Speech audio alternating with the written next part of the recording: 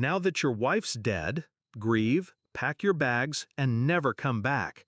He said it with a grin, knife tucked in steak, elbows on the table like he owned the house. Her brother, the oldest one, the loudest one. The other two laughed, sipped wine they didn't pay for. I stared at the roast I had carved an hour before, because it was tradition, because she loved lamb on Sundays. The house was never really yours anyway, her father added, between chews. No hesitation, no shame. He looked me straight in the eye like he was finally getting to say what had sat behind his teeth for years. I didn't argue, didn't flinch. I stood, wiped my hands, and left the plate untouched. Upstairs, I packed, left the wedding photo face down on the nightstand. Her perfume still hung in the air, sweet, faint, fading. I walked out to the sound of their laughter. Not a word, not a sound, but my mind was already at the bank.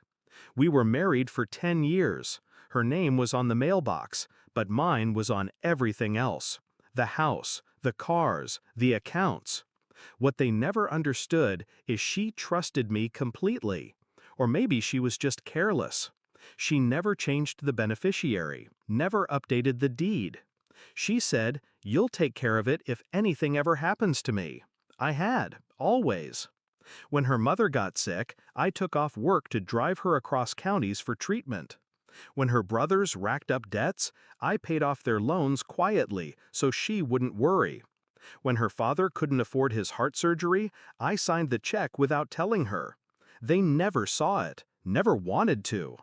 To them, I was the quiet husband who cooked dinner and stood in the background. But I kept records, receipts, emails, power of attorney. And while they played chess on a board they thought they owned, I already had their king in check. After her funeral, I gave them space. They took it as submission. They moved back in within days. Her brothers spread out across the house like rot. Her father slept in our bed.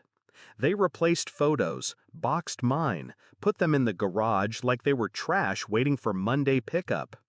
I watched from the hotel. Every day I visited the bank, spoke to the manager, reviewed the account, triple-checked the signatures. My name, everywhere. She'd made me executor, sole heir, POA in the event of medical loss. She never changed it after her coma, and I never reminded her to.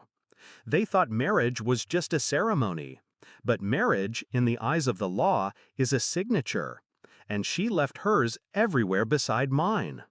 While they plotted to evict me, they didn't know the roof over their heads had already been signed over to me years ago. The next morning I returned to the house, wearing black, not for mourning, for precision. They were in the living room, watching TV, laughing at some rerun, using my Wi-Fi, eating from my fridge. I handed each of them a white envelope.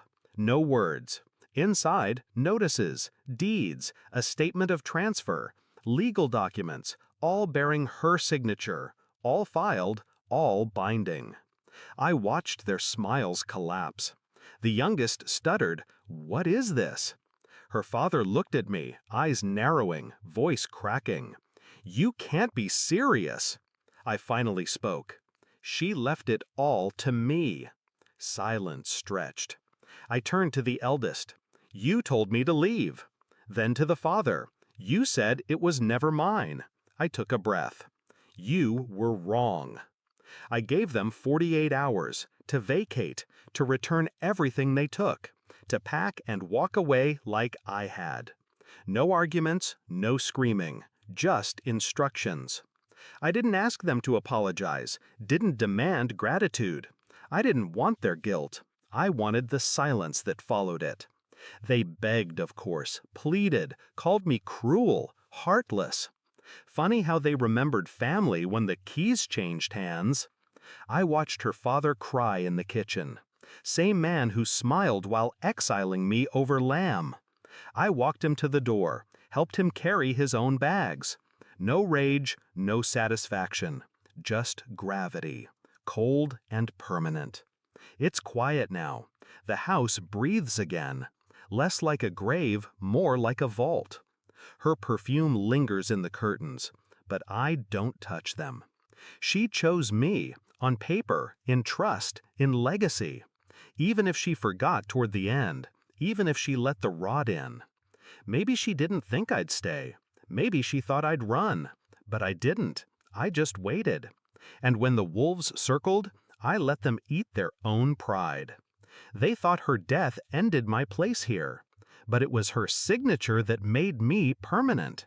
She left me everything, even the silence they choked on.